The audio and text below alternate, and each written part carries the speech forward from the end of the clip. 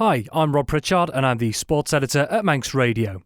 It's been another successful couple of months for Ireland-based mixed martial arts club Summit Grappling Academy. Having already excelled in other events throughout the year, one of its star competitors, Hayley Curtis, has been adding to the Academy's medal tally in Europe in recent weeks. But Curtis isn't the only one continuing to shine on the international stage. And what's more, for the first time, the Isle of Man will play host to some of the world's top grappling competitors next month.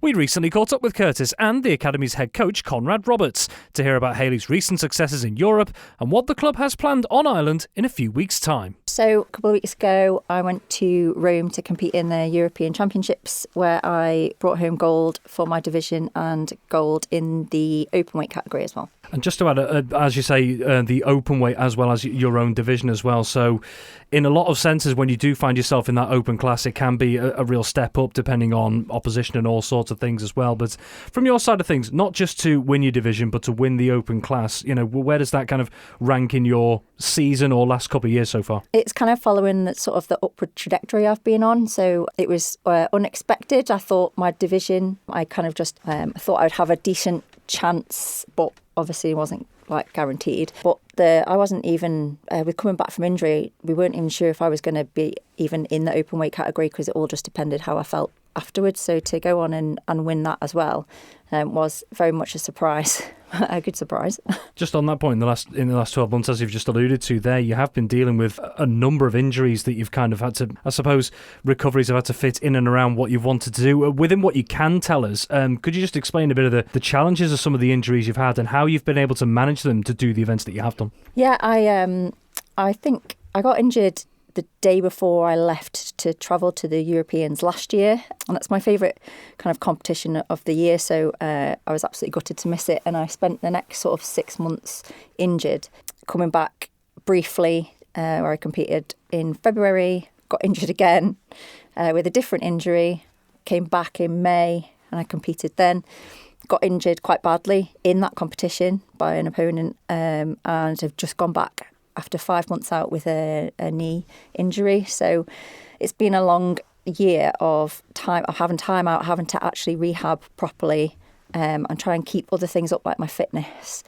It's been a challenge, but I've not done too bad, I don't think. It shows obviously incredible discipline on your behalf as well, both physically and mentally, to get around that and still achieve as well. But I suppose what kind of support, if any of you had from the likes of, you know, Summit Grappling and other people around you to kind of make sure that you're staying on the right track within what you yourself are already doing? Yeah, so as part of my kind of training regime, I do there's strength and conditioning programs. I've obviously had my physio on board as well with my rehab, making it specific to the sport, and trying to keep on top of my nutrition and stuff and just manage the rest of it where I can, and then adapt my training as I was coming back. But also increased extra coaching, prepping other people for competitions to keep my eye in as well as help other people out. And looking forward now, of course, people will have seen and read about and heard about some of the successes that you've had over the last couple of years. Just to put it into context, again, for those who maybe don't know the system and the processes, where does this leave you at the moment in both the European and international rankings and I suppose divisions, if you like, because you've really climbed the ladder in the last few years? Yeah, for my specific division, I'm ranked second in the world at the minute. And across my sort of belt and age, but across all weights within that, I am ranked fourth in the world at the minute. Excellent. Well, Conrad, we're going to come to you now because Summit Grappling Academy, busy throughout the year as always. But of course, there's something a little bit different that's going to be coming up towards the end of the year, next month, in fact, to be precise. So what can you tell us about? Okay, so we just thought it would be nice to do something else on top of all the other things we're trying to achieve. And having gone to many of an event which is slightly different than what Hales has done there, which is an IBJJF open competition. There's also super fights, they call them, or invitationals where you're literally being invited. Hayley has done one before called Enyo, which is like the biggest women's one in Europe. And we thought, well, why not do it in the Isle of Man? We've got a lot of talent here in the Isle of Man amongst the various clubs that are involved in grappling. But also we've managed to bring over some really high quality names and coaches in the past few years, and having met sort of people within the industry sort of worldwide on our travels, mainly when Hales has been competing, and a few others from the team made those connections, and we thought, well, why not do our own invitational? So basically that involves us going out and matchmaking, and we're utilising a lot of our sort of friends in the industry in the UK to help with that side of it. But it's very much a Manx event. It's very much Isle of Man centric in regards to even the name, which is Jecaris, coming from the Isle of Man's motto. And everything about it, even the adverts and everything else that we do for it is about the Isle of Man. A lot of these other invitational grappling events sort of end up being in different places within the UK or Europe, and ours will, if we do this again, hopefully we will, it will always be the Isle of Man. And it's another way to highlight the Isle of Man, highlight the grappling scene, to bring people over, to conduct seminars, to get more people involved in the sport itself, but also to put on a really good show. We're lucky that we've got such a significant amount of professional people in these industries, in the production side of it, with ELS and Old Lodge and people like that are already involved in major things like the TT and things like that already. So they're very professional, they know what they're doing, and they can add something to what we're doing with this event. So basically, yeah, it's on Saturday the 6th of December. It's at the Roundhouse, which is obviously fairly new, so it's a great place to do it. It's within there. We're going to transform the sports area within it, and we're having a good time working together with Cassie and the team there, who have been brilliant to help us out to make it happen. And it's perfect for sort of viewing with the amount of seating that we have there as well. And we're going to have refreshments and merch, and basically we're going to have some of the best grapplers in the world, and I'm really not downplaying that at all. That they are the people that, if anyone kind of knows, that we're looking at ex-UFC fighters and people that have appeared on things called ADCC and CJI, which are the biggest kind of events in the world. So on top of what you mentioned around the upcoming tournament as well, one of the things I believe as well that you're quite keen on is that it's not just going to be focused on one discipline. It's going to be opened up to try and attract people who are involved or interested in different disciplines in terms of martial arts, because there are, of course, plenty. Yes, so we would hope that it would appeal to sort of anyone that's involved in any sort of combat sports, because we are bringing people that have done a wide array of combat sports. One person we're speaking to is an ex-UFC fighter, so obviously MMA is a mix of a number of martial arts. So anyone that has an interest in that, or anyone that wants to come and see something that's different, the production will be, as we've said, very, very professional. So that alone, and it very much is a family-friendly event.